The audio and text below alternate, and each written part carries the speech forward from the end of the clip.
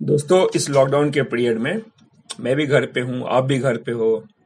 And मैं भगवान से दुआ करता हूँ कि हम लोग सब ठीक से रहें, अच्छे से रहें, स्वस्थ रहें।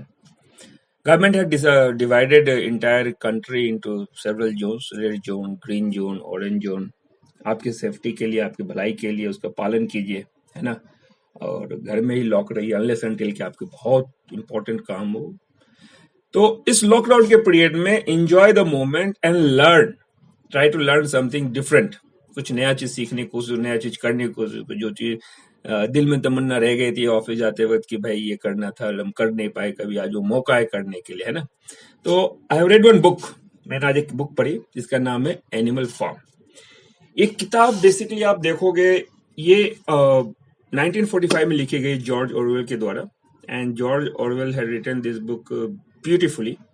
इन्होंने सोशलिज्म, कैपिटलिज्म के बारे में काफी बढ़िया तरीके से, बखूबी तरीके से प्रस्तुत किया है।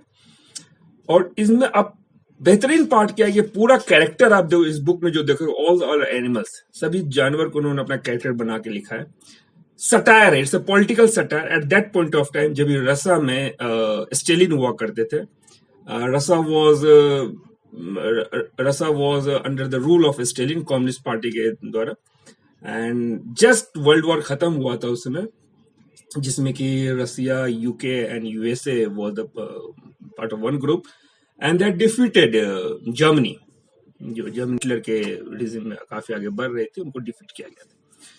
तो ये बुक ये कहती है कि किस तरह से इंसान जब पावर से पहले और पावर में आने के बाद और पावर के बाद किस तरह सिचुएशन में तब्दीली आती है, किस तरह से उनका परिवर्तन होता, मानसिकता बदलता, और कैसा हम डिफाइन एंड रीडिफाइन करते हैं खुद के थॉट प्रोसेस को।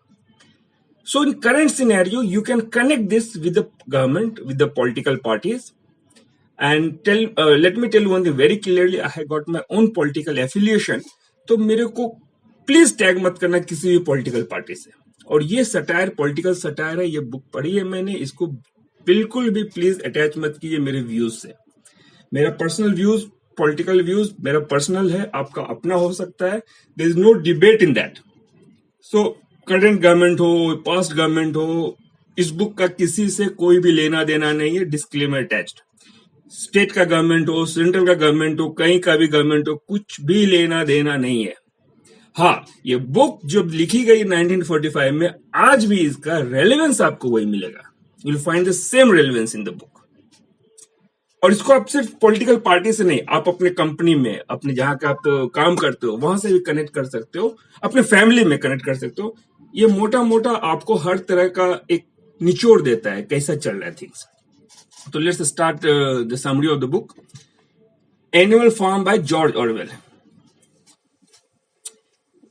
ये नॉवल 17 अगस्त 1945 को पब्लिश किया गया था। दोस्तों, पहले मैं इसके पहले कहानी समझाता हूं। कहानी समझाने के बाद मैं बताऊंगा कि जॉर्ज ऑरवेल अपने इस वक्त में कहना क्या चाहे, इसका हिडन मीनिंग है क्या, ये सभी हम डिटेल में डिस्कस करेंगे कहानी के बाद। ये कहानी शुरू होती है मिस्टर जॉन से। मिस्टर जॉन एक फार्मर है और इनका एक फार्म का नाम है मनोर फार्म। एक रात क्या होता है कि मनेर फार्म में बहुत सारे एनिमल इकट्ठा हो जाते हैं जो मनोर फार्म में काम करते हैं। वो रात में एक साथ जमा होते हैं और मीटिंग करते हैं। सभी एनिमल जो ओल्ड मेजर को सुनने का आते हैं, जो काफी पुराने और पिग है एंड सीनियर है, काफी ओल्ड है, काफी एक्सपीरियंस्ड है। ओल्ड मेजर सभी लोग इज्जत करते हैं। ओल्ड मेजर का ये सपना है कि एक ऐसी दुनिया बनाई, एक ऐसा जहां हो जहां पे सभी जानवर समान हो, सभी को इक्वल इज्जत मिले, कोई एक जानवर दूसरे से छोटा ना हो ना बड़ा हो, कोई डिस्क्रिमिनेशन ना हो, कंप्लीट इक्वालिटी हो, और सभी साथ में रहे और आपस में कोई झगड़ा नहीं हो, पीस कंप्लीटली। और जो इंसान पे जो जुल्म कर रहे हैं वो जुल्म भी बंद होना चाहिए। ये सपना था ओल्ड मेजर का। अब दोस्तों, ओल्ड मेजर अपने इस देने के बाद थोड़े ही दिन बाद उनका देहांत हो जाता है, वो मर जाते हैं। लेकिन सभी जानवर उनके इस स्पीच से काफी मोटिवेट होते हैं और काफी एक्साइटेड होते हैं, और सभी जानवर ये चाहते हैं कि ओल्ड मेजर जो भी सपना देखा उसे पूरा किया जाए। दोस्तों, ओल्ड मेजर की जो थ्योरी थी, विचार थे, उन विचारों को कहा गया एनिमलिज्म। एनिमलिज्म का मतलब आप समझिए, यहाँ पे ऑरवेल साहब ने क्या कहने की कोशिश किया कि complete power should be in the hand of animal, यानी कि ये जो एनिमल है नाउ, ये एनिमल को आप सिर्फ एनिमल मत समझो, इनको आप कैरेक्टर में समझ सकते हो। एंड उनका थ्योरी चले, I already told you, equality हो, साम्यवाद, socialism, you getting my point, complete socialism हो, कंप्लीट साम्यवाद हो, इक्वालिटी एमंग एनिमल्स हो, ना कोई बड़ा है उसमें ना कोई छोटा है उसमें। उनकी जो लड़ाई है, सी कोई भी पॉलिटिकल पार्टी जब बनती है या कोई भी थ्योरी प्रोपगेट किया जाता है, एक विलन सामने रखा जाता है। इनके जो विलन थे वो कौन थे? इंसान, दो पैरों वाला इंसान। तो अब इनका देहांत हो जाता है। अब लेकिन ये जो एनिमल फार्म है जिसका नाम मनोर है, इनके जो ओनर है इज मिस्टर जॉन। अब आगे देखते हैं, यहाँ पे दो लीडर होते हैं, नेपोलियन एंड स्नोबॉल। एक दिन मिस्टर जॉन अपने जानवर को खाना देना भूल जाते हैं, जिसके वजह से सभी जानवर भड़क जाते हैं और बगावत करते हैं, रेवोल्यूशन लाते हैं। सभी जानवर मिलकर के मिस्टर जॉन को मनोर फार्म से बाहर कर देते हैं और जानवर सभी मनोर फार्म पे कब्जा कर लेते हैं और इसका नाम बदला जाता है, नाम होता है एनिमल फार्म, और पूरा जानवर इसके अब ओनर होते हैं, कब्जा होता है। और ये सभी जानवर मिलते हैं और ये सोचते हैं कि हर संडे को हम लोग एनिमलिज्म, जो हमने इतना नया नाम दिया है एनिमल फार्म का, वहां पे मिलेंगे and will have the debate. There should be the healthy debate among all on every Sunday. Animalism को डिस्कस करेंगे। अब दोस्तों, संडे को एक मीटिंग होती है, उस मीटिंग में स्नोबॉल कहता है 4 legs गुड 2 legs बैड, यानी कि 4 टांगों वाले अच्छे हैं, 2 टांगों वाले बुरे हैं। यहाँ पे राइटर ये कहने की कोशिश कर रहा है कॉमन जो है 4 टांगों वाले, मतलब कि जानवर को जिसमें इंगित किया गया है, they are good but the people are bad, जो 2 लोग जो उन पर रूल कर रहे हैं। See here comes the question, who is ruling and who is under the rule. तो ये लोग जो डिसाइड करते हैं, इसमें ये होता है कि 4 legs गुड 2 legs बैड, ये डिस्कशन का पॉइंट होता है। तो दोस्तों, वहां पर इस स्नोबॉल का जो लेक्चर सुन रहे होते हैं जानवर, उन जानवरों में से मुर्गियां होती है, वो इसका विरोध करती है क्योंकि उनके तो 2 पैर है। तो थ्योरी बदलता है, एनिमल फार्म में अब थ्योरी बदलता है, क्योंकि एनिमल में उनका मुर्गियों ने बगावत किया था। स्नोबॉल ने समझाते हैं 2 टांगों से मेरा मतलब है इंसानों से, मैं इंसानों के बारे में कह रहा हूँ।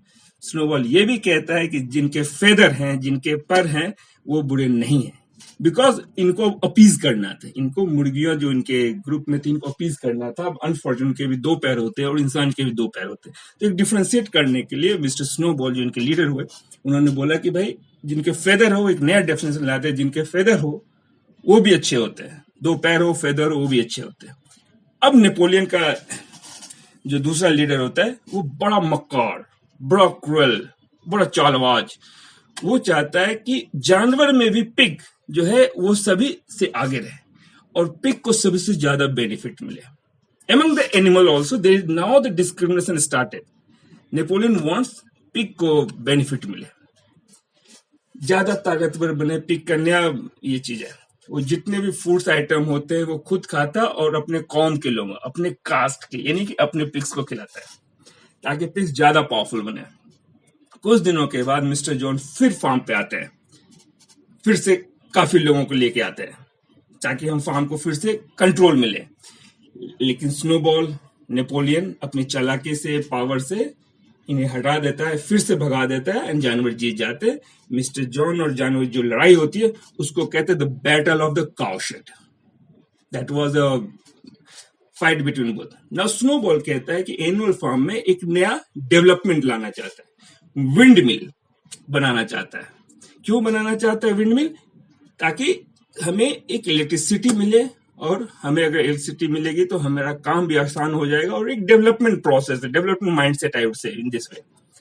लेकिन नेपोलियन इसका अपोज कर रहा है, रिजेक्ट कर रहा है, क्योंकि अगर जानवर विल मिल बनाएंगे तो फिर खेती कौन, विल डू द फार्मिंग। खेती में जानवर का एफर्ट कम हो जाएगा और हम लोग खाना कम पैदा कर पाएंगे, हम लोग खा नहीं पाएंगे प्रॉपरली। तो स्नोबॉल का जो आइडिया था उस पे नेपोलियन ने कंप्लीटली डिस्ट्रॉय कर देता है और उसके सपने को तोड़ देता है। अब ये विंड मिल बनेगा कि नहीं बनेगा, इसके लिए वोटिंग शुरू होता है। एंड नेपोलियन नो कि अगर वोटिंग होएगा तो स्नोबॉल जीतेगा और विंड मिल बनेगा। नेपोलियन अब बगावत करता है और वो कंप्लीटली अथॉरिटी अपने हाथ में ले लेता है।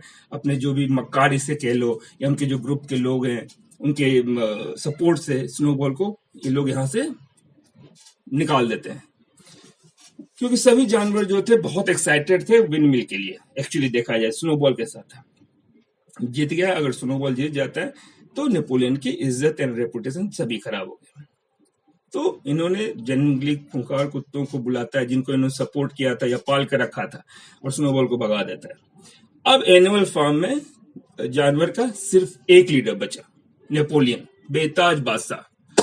नेपोलियन सभी जानवर से कहता है कि आज से कोई भी डिबेट नहीं, नो डिबेट, और वो जानवर से झूठ बोलना शुरू करता है। अब ये जो आइडिया स्नोबॉल का था, अब नेपोलियन बोलते मेरा आइडिया था विंडमिल बनाने का और स्नोबॉल ने चोरी किया था।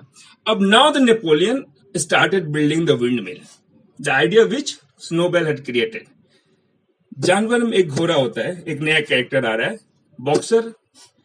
विंडमिल बनाने में बहुत मेहनत कर रहा है। यानी बॉक्सर आप समझ लो जो क्लास, जो लेबर क्लास कह लो, या people are working in the factory, in the field, वो बहुत मेहनत करता है विंडमिल बनाने के लिए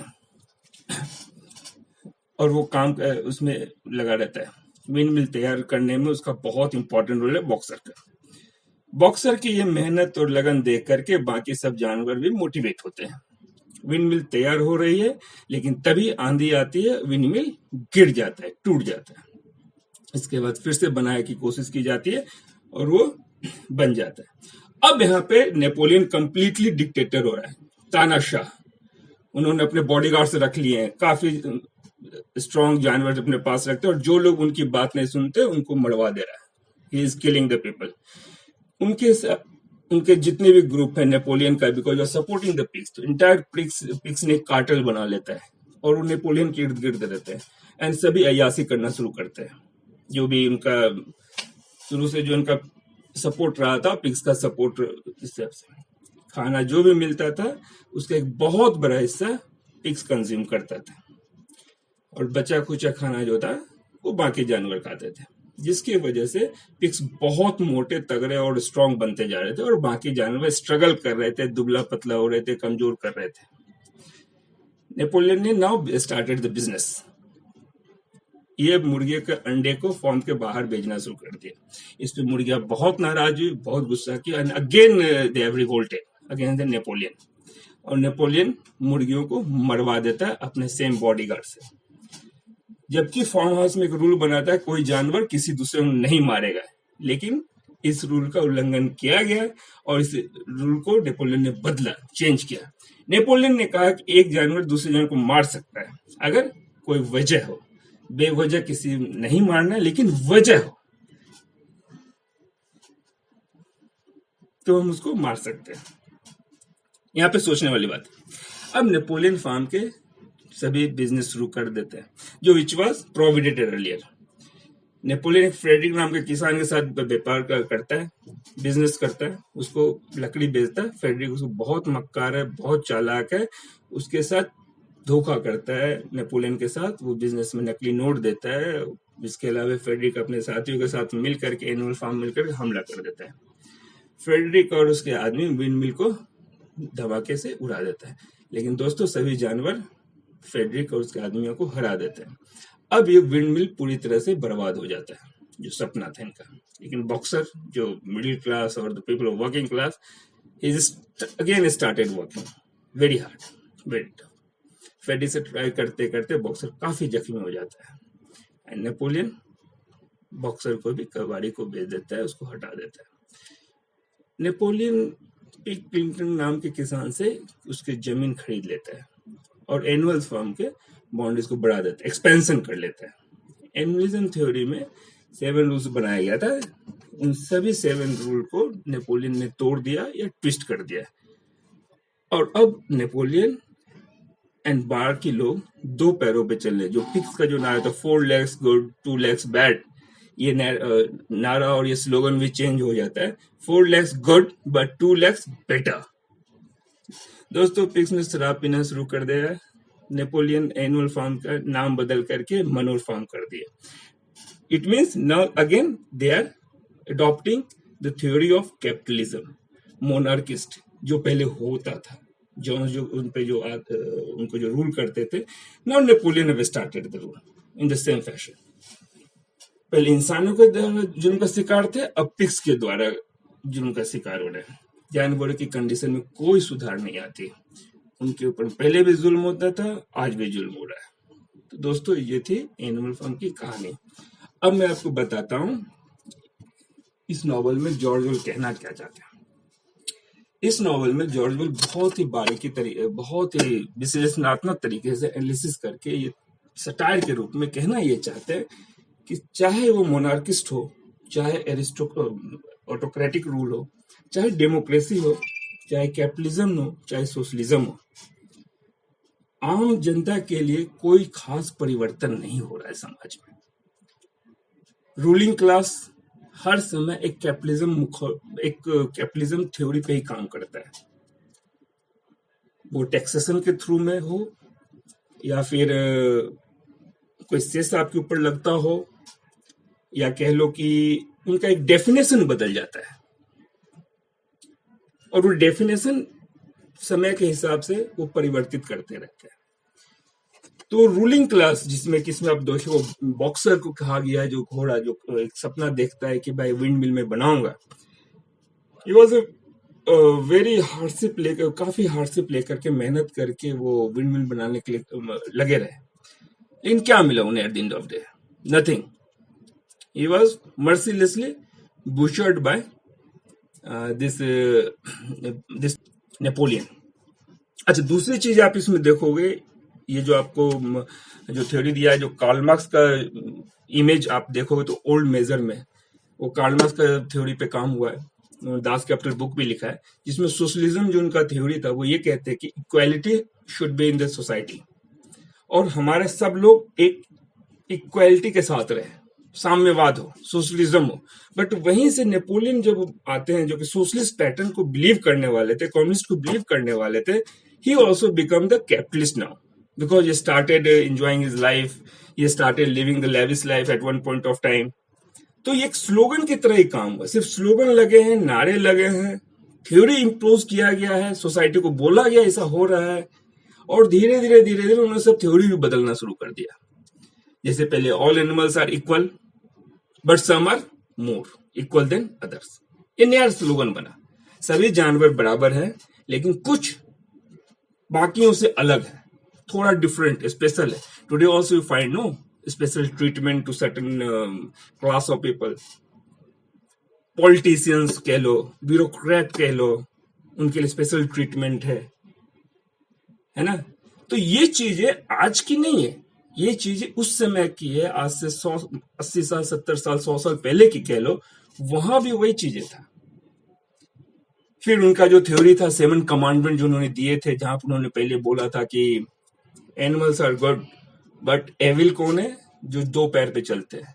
सी, उसमें 2 पैर पे चलने का मतलब है, जोन्स को जो इसमें बताया गया है ऐसा नहीं है कि 2 पैर 4 पैर, वो सटायर है, चूंकि एनिमल्स फार्म पे बनाया गया इसलिए वो सब लिखा गया है, बट वो कैपिटलिज्म को इंगित करता है। That is a tag of capitalism, कि भाई सोशलिज्म चाहिए and we are equal and this person is a capitalist because he is ruling us, so he is evil, because he is having money, he is evil। Society में equality नहीं है। आज देख लो कोई भी देश में सोशलिज्म या कैपिटलिज्म जहां भी चल रही है, किधर इक्वालिटी है? चाइना सोशलिस्ट पैटर्न पे बना कंप्लीट कम्युनिस्ट कंट्री है, Russia, and see how things are different over there. State is ruling the entire country, I know that, we know that, but वहां भी डिस्पैरिटी आप देखोगे काफी ज्यादा है। तो इसमें जो थ्योरी दिया गया बड़ा अच्छे तरीके से जानवर को कैरेक्टर बना करके ऑरवेल साहब ने जो लिखे हैं, बहुत बेहतरीन बुक है। I suggest each of you please go through this book, this is a beautifully written book and बहुत पतली सी किताब है, आपको मिल जाएंगे, डाउनलोड भी मिल जाएंगे, या आपको चाहिए तो मुझे बोलना, मैं आपको लिंक भेज दूंगा, you can download the book from there, but read this book. And इस बुक में समझ करके आप देखोगे तो आपके इर्द गिर्द, आपके सोसाइटी में, आपके घर में, या फिर आपके ऑफिस में, या फिर आपके जो पॉलिटिकल एफिलिएशन है, आपको सोचने पर जरूर मजबूर कर देता है कि what ever affiliation I have got, political affiliation हो, सोशल एफिलिएशन हो, या मेरा थॉट प्रोसेस हो, उसको प्रोवोक करता है। कहीं ना कहीं आपको ये बुक सोचने पे भी मजबूर करता है कि व्हाट वी आर व्यूइंग, जो मैं देख रहा हूं, क्या वो सच है या फिर जो मैं नहीं देख पा रहा हूं सच वो है।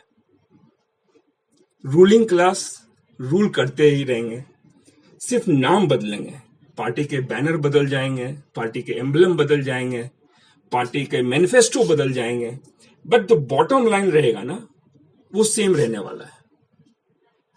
80-90% जो मिडिल क्लास रहते हैं, बुर्जुआ क्लास जिसको कहा गया है कार्ल मार्क्स के थ्योरी के हिसाब से, they always get ruled by the this class, handful of people. अच्छा, आप रूल करो, प्रॉब्लम वो नहीं है, बट जब डिस्पैरिटी क्रिएट करते हो, that is a problem. Even our country is also, if you see our preamble, अपना कॉन्स्टिट्यूशन, सो बहुत ही अच्छा लिखा हुआ है, socialist pattern of our country. Democracy में हमारा सोशलिस्ट पैटर्न पे कंट्री है, बट कितना सोशलिज्म आपको मिल रहा है देखने को या समझने को या फील कर रहे हो, या फिर गवर्नमेंट एक्सरसाइज करती है आपके ऊपर, स्टेट के ऊपर, that is a big question. Disparity बढ़ते जा रहा है, इनइक्वालिटी बढ़ते जा रहा है। अभी एक टाइम आ सकता है, I am worried for that, कि वहां पे एक चीज तो फायदा होएगा, कास्ट सिस्टम खत्म होएगा, रिलीजन थ्योरी खत्म होएगा, वहां पे एक नया धर्म बनेगा जिसमें से रिच और पुअर का गैप जितना ज्यादा बढ़ते जा रहा है। Rich are becoming richer day by day, poor are becoming poor day by day. See, it's not that everybody is so much talented and they are having the huge money. It's also the opportunity created at that point of time, or maybe their family background and certain other things. तो साम्यवाद theory कभी चला नहीं, आज के date में भी नहीं चल रहा है और कल भी नहीं चलेगा। बट हाँ, एक रेगुलेशन क्रिएट करना, हमें तो लगता है कि ये सब बुक सरकार को पढ़नी चाहिए, सभी सरकार को, स्टेट हो सेंट्रल हो, उन्हें समझनी चाहिए कि कहाँ वो लेके जा रहे हैं और किस एंगल पे थिंग्स को ले रहे हैं। क्या हम वो प्लेटफॉर्म क्रिएट कर रहे हैं लोगों के लिए कि लोग सामने आकर के थिंग्स को अडॉप्ट करें, सच्चाई के साथ लोगों को ट्रीटमेंट मिले। See, I told you earlier, there is no political affiliation to be named, or don't read between the line. What I'm saying, it's just a summary of the book, and we all are the part of the society. We all are the part of the nation. We all are the part of this world, wherein we should learn and we should feel the pain of poor. आज उस गरीब का pen feel कीजिए जो शायद समय के हिसाब से गरीब है, टाइम के हिसाब से उसका पेन फील कीजिए। They born in the family of poor and remain poor. शायद आप में टैलेंट नहीं था, but fortunately born in the family of rich and you are becoming rich.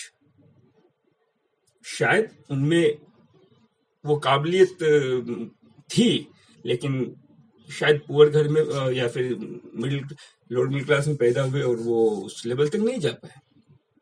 तो समाज को डिस्पैरिटी को कम करने के लिए आप अपने लेवल पे जो करना चाहे कोशिश कीजिए करने का, and try to make a beautiful society.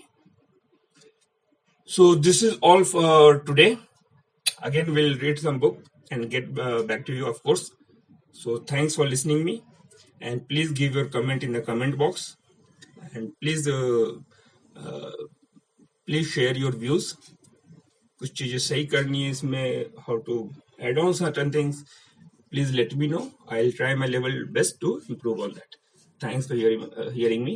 Thanks a lot, and please be safe, be at home, and learn a lot, learn new things, save yourself, save your family, save the society. Thank you very much.